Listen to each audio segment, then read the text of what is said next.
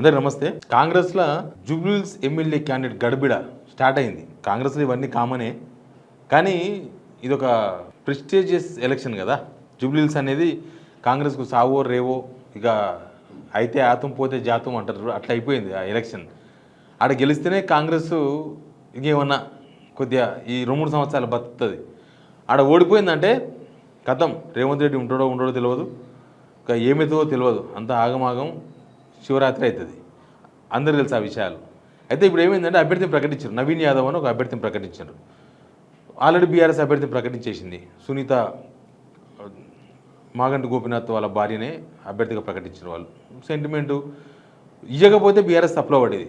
ఎందుకంటే రేపు నాడు అదే ఒక పెద్ద అస్త్రం అయ్యేది. కాంగ్రెస్ బీజేపీలు చూసినావా, ఆయన ఎమ్మెల్యే చచ్చిపోగానే వాళ్ళ ఫ్యామిలీ వదిలేసిందని చెప్పేసి దాన్నే ఒక పెద్ద ఎలక్షన్ ఎజెండా వేసేవాళ్ళు. ఆ ఛాన్స్ మాత్రం ఇవ్వలేదు బీఆర్ఎస్. బీజేపీ ఇక రకరకాల ప్రయత్నాలు నడుస్తున్నాయి. బీజేపీలో ఓ 3 క్యాండిడేట్ల లిస్టుని హైకమాండ్కి పంపించారంట. బొందురామోహన్ కూడా బీజేపీలోకి వస్తారని ఒక పెద్ద చర్చ నడుస్తుంది. ఇవన్నీ నడుస్తున్నాయి. అసలు ఏం జరుగుతుంది మాట్లాడదాం. అంతకన్నా ముందు సబ్స్క్రైబ్ చేయండి, షేర్ కూడా చేయండి. ఏమైంది, అంజన్ కుమార్ యాదవ్ గడిబిడి. ఇప్పుడు సరే ఎమ్మెల్యేలు మా ఊరికి ఫండ్స్ వస్తలేవు, లేకపోతే నన్ను ఎవరు పట్టించుకుంటలేరు, లేకపోతే మా ఊర్లో మా నియోజకవర్గంలో రైతులకు డబ్బులు ఇనికి ప్రభుత్వం సిద్ధంగా లేదు అని వరల్డ్ బ్యాంకు లేఖ రాసిన ఎమ్మెల్యేలు, ఇట్లాంటి అందరం చాలామందిని చూసినాం. కానీ ఇప్పుడు జూబ్లీహిల్స్లో నవీన్ యాదవ్ను ప్రకటించేసిండ్రు. నవీన్ యాదవ్ ఎవరంటే చిన్న శ్రీశైలం యాదవ్, అందరికి ఎరకనే ఏంది ఏం కథ అని. ఆయనకి ఎందుకు ఇచ్చిండ్రు అని అంటే ఎంఐఎం కూడా సపోర్ట్ చేస్తుంది కాబట్టి ఆ క్యాండిడేట్కి ఇచ్చిండ్రు. ప్లస్ లోకల్ అనేది ఒకటి తీసుకొచ్చారు. లోకల్ బీసీ అనేది వదిలేసారు ఇప్పుడు, ఎందుకంటే ఈ బీసీది మొత్తం కొట్టేసింది కదా. బీసీ రిజర్వ్ మీద స్టే ఇచ్చిన తర్వాత కొద్దిగా ఆగిర్రు, బీసీ అని ఆగిల్ని ఆపిర్రు. అయితే ఇంకా ఆయన కూడా మాట్లాడుతున్నాడు, ఎవరు కనిపిస్తే వాళ్ళకి ఇంటర్వ్యూలు ఇస్తున్నాడు, ఏదో అయితే అది మాట్లాడుతున్నాడు, ఎట్లా పడితే అట్లా మాట్లాడుతున్నాడు. ఆ చనిపోయిన ఎమ్మెల్యే మీద మాగంటి గోపీనాథ్ కూడా వాళ్ళ నాన్న సైకో అనేది ఇంటర్వ్యూలో మాట్లాడిండు. ఈయన కూడా అట్లే మాట్లాడుతున్నాడు, పీజీఆర్ మీద నోరు పడేసుకుంటున్నాడు. అవన్నీ నడుస్తున్నాయి. అయితే అంజన్ కుమార్ యాదవ్తో గొడవ నడుస్తుంది కాంగ్రెస్లో. ఏంటంటే ఆయన ఎలక్షన్స్లో పోటీ చేయడానికి జూబ్లీహిల్స్ ఎలక్షన్ టికెట్ అడిగిండు. ఆయన ఏకంగా ఫ్లెక్సీలే పెట్టిండు జూబ్లీహిల్స్లో. నాకు ఓటేస్తే కేబుల్ కనెక్షన్ ఫ్రీ, అంటే టాటా స్కై అయినా ఏదైనా అన్ని ఫ్రీ. ఏకంగా ఆయన ఫ్లెక్సీలు వేస్తే లోకల్గా ఉండే అక్కడ ఉండే కాంగ్రెస్ లీడర్లు ఆ ఫోటోలే కట్ చేసిండు. ఆయన ఫ్లెక్సీలు మొత్తం కట్ చేసి పడేసిండు. ఇప్పుడు ఆయనను ప్రకటించారు. ఆయన యాదవే, ఈయన యాదవే, అంజన్ కుమార్ యాదవ్. అంజన్ కుమార్ యాదవ్ అలిగిండు. అంజన్ కుమార్ యాదవ్ ఇండిపెండెంట్గా పోటీ చేస్తారు అనేది ఒక పెద్ద చర్చ జరుగుతుంది. ఇప్పుడు కూడా ఇంకా బుజ్జగింపుల తర్వాత కూడా ఆయన ఇండిపెండెంట్గా పోటీ చేసి గెలుస్తారో గెలవరో తర్వాత విషయం, కానీ నాకు ఒక ఛాన్స్ వచ్చింది ఉపయోగించుకుందామని చూస్తున్నట్టున్నాడు. అంజన్ కుమార్ యాదవ్ ఇంటికి వివేక్, మంత్రులు పొన్నం ప్రభాకర్, తర్వాత మీనాక్షి నటరాజన్ వాళ్ళ పార్టీ రాష్ట్ర ఇన్ఛార్జ్ ముగ్గురు పోయినరు. ఆయన వీళ్ళు సన్మానించారు, వీళ్ళు ఆయనను సన్మానించారు. అన్ని సన్మానాలు అయిపోయిన తర్వాత ఇక వీళ్ళు ఏం చెప్పారో కానీ ఆయన మాత్రం మీడియాతో మాట్లాడండి. ఒకసారి వినండి ఏం మాట్లాడాడు. అంజన్ కుమార్ యాదవ్ను ఓడగొట్టిరు. ఇప్పుడు మంచి రోజులు ఉన్నాయి, మీరందరూ కష్టకాలను నీ కంటే చేస్తా, మంచి రోజులు వచ్చే వరకు ఇంకెవరు వస్తారు అనేది బాధన ఉంటుంది కదా. ఇప్పుడు మా కొన్ని వర్గాలు మా ఎంబడి లేకుండే, ఇప్పుడు అన్ని వర్గాలు మా ఎంబడి వచ్చినాయి. ఇప్పుడు ఇస్తే చెప్తే నాకు వస్తుండే. కాంగ్రెస్ పార్టీ చిత్తశుద్ధి ఉంటే ఏదైనా అవుతుంది కదమ్మా. ఆయన ఉద్దేశం ఏంటంటే లోకల్ అనే పేరుతోనే ఇచ్చిండ్రు. లోకల్ అనే పేరుతో నవీన్ యాదవ్ కిందకి ఇచ్చినట్టే లోకల్ అని చెప్తున్నారు. మరి లోకలే అనుకుంటే ఆయన చాలా విషయాలు మాట్లాడిండు. మల్కాజ్గిరి ఒక ఆయన వచ్చి ఎందుకు పోటీ చేసిండు, రేవంత్ రెడ్డి. ఆయన లోకల్ మరి ఎక్కడనో కదా, ఆయన వచ్చి ఎందుకు పోటీ చేసిండని అడుగుతున్నాడు. తర్వాత ఉస్నాబాద్లో ఎక్కడైనా పోయి ఇంకో ఆయన పోయి ఉస్నాబాద్లో పోటీ చేస్తాడు పొన్నం ప్రభాకర్. ఆయన కరీంనగర్ నుంచి ఉస్నాబాద్ పోయి పోటీ. అంటే వాళ్ళకి లేని లోకల్ నాన్ లోకల్, నాకు మాత్రమే లోకల్ నాన్ లోకల్ అని మాట్లాడతారా అనేది అంజన్ కుమార్ యాదవ్. పక్కన వివేక్ కూడా ఉన్నాడు, ఇట్లా ఉన్నాడు, చూసుకుంటా వినుకుంటా ఉన్నాడు. ఆయన ఇప్పుడు కూడా ఇండిపెండెంట్గా పోటీ చేస్తున్న ప్రచారం ఉంది అంజన్ కుమార్ యాదవ్. సరే ఆయన పోటీ చేస్తే ఏమవుతుందో కానీ పోటీ చేస్తా అనే ఒక అది ఉన్నాడు. ప్లస్ నవీన్ యాదవ్ కూడా మొత్తం కాంట్రవర్సీ అయిపోయినాయి ఆయన చుట్టూ. ఆయన అభ్యర్థి ప్రకటించకముందే 20,000 ఓటర్ ఐడి కార్డులు పంచిండ్రా, అదొక issue. Already criminal case book అయింది ఆయన మీద, ఎలక్షన్ కమిషన్ కేసు బుక్ చేసింది. పుసుకుని ఆయన అభ్యర్థిగా రేపు నామినేషన్ వేసిన తర్వాత ఆయన డిస్క్వాలిఫై చేసింది అనుకో, ఏంది పరిస్థితి? ఏమైనా జరగవచ్చు. ఎలక్షన్ కమిషన్ రేపు నామినేషన్లు అంతా అయిపోయాక, నామినేషన్లు చివరి రోజంతా అయిపోయిన తర్వాత ఆయన మీద క్రిమినల్ కేసు చేసినాం, మాకు ప్రాథమిక ఆధారాలు దొరికినాయి, మేము చేసినాం, ఆయన ఒక 6 years మేము పోటీ చేయడానికి అనర్హులుగా ప్రకటిస్తున్నాం అంటే బిస్కెట్ అయిపోతుంది. రేవంత్ రెడ్డి మొత్తం ఇట్లాంటి పనులే చేస్తుంటాడు. అంటే కాంగ్రెస్ను తుణుకలు చేసి నాశనం చేయడం అనమాట. ఆల్రెడీ ఇప్పుడు బీసీ ఆయన బీహార్లో రాహుల్ గాంధీ బీసీని నమ్ముకుంటే ఇక్కడ బీసీ క్లోజ్ చేసి పడేసిండా, కరెక్ట్ టైంకు క్లోజ్ చేసిండు. కరెక్ట్ టైంకు ఇక్కడ బీసీ రిజర్వేషన్లు ఏదో ఇచ్చినట్టుగా చేస్తే లాస్ట్ కోర్టు స్టే వచ్చిందా, బీహార్లో ఆ ఆశ్రమం పోయిందా. ఓట్ చోరీ అని ఆయన పాదయాత్ర చేస్తే ఇక్కడికి ఏమైంది, ఇక్కడికి వచ్చినాక ఓట్ చోరీ పోయి ఓటర్ కార్డు చోరీ కాడికి వచ్చింది.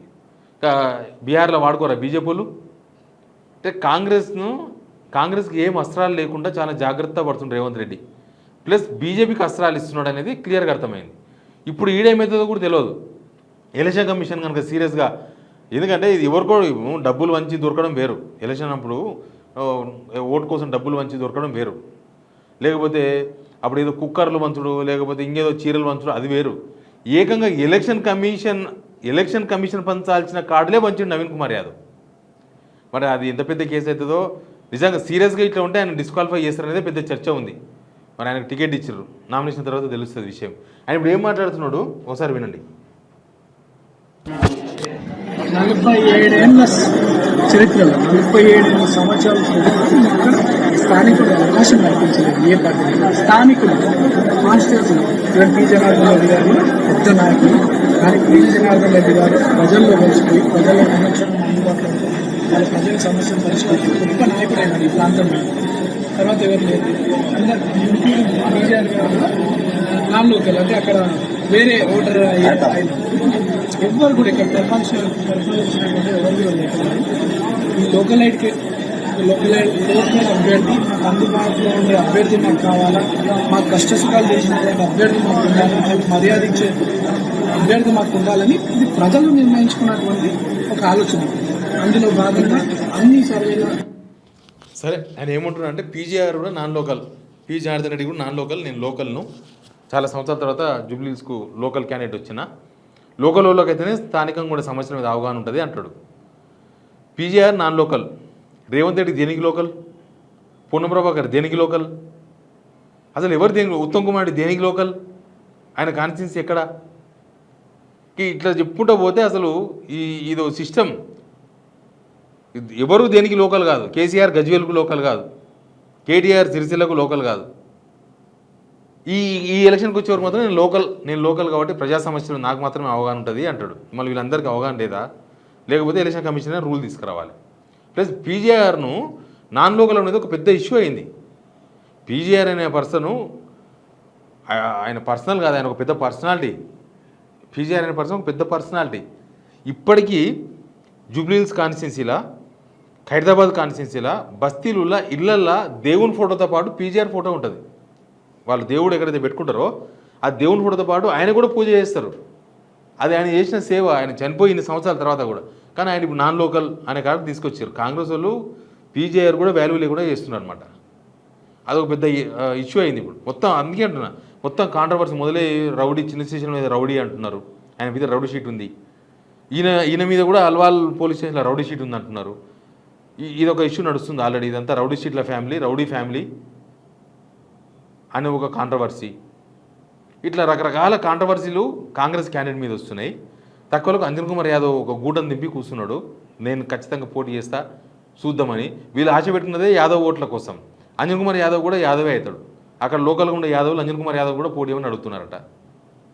ఈ షో నడుస్తుంది. ఇంకా బీజేపీది ఇంకొక విచిత్రమైన ఉంది. బీజేపీది 3 పేర్లు ఢిల్లీకి పోయినాయంట. ఎవరు వాళ్ళు? లంకల దీపక్ రెడ్డి, కీర్తిరెడ్డి, ఆకుల విజయ.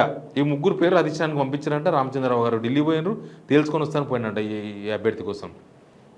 ఇక బొంతురామోహన్ పేరు తెర మీదకి వచ్చింది సడన్గా. ధర్మపురి అరవింద్ ఆయన పేరు తీసుకొచ్చినట్ట, ఆయన్ను ప్రపోజ్ చేసినట్ట. మరి చర్చలు జరగకుండా ప్రపోజ్ చేస్తాడా?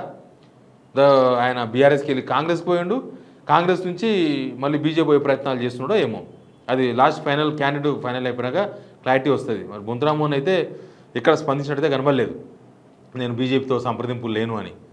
బీజేపీలతో చర్చ జరిగింది. బొంతురామోహన్ బహుశా ఆయనకు టికెట్ ఆశించిండు జూబ్లీహిల్స్ కాంగ్రెస్ నుంచి, ఆయనకు టికెట్ రాలేదు. ఆయన కూడా ఫ్లెక్సీలు పెట్టిండు, మొత్తం హంగామా వేసిండు జూబ్లీహిల్స్లో.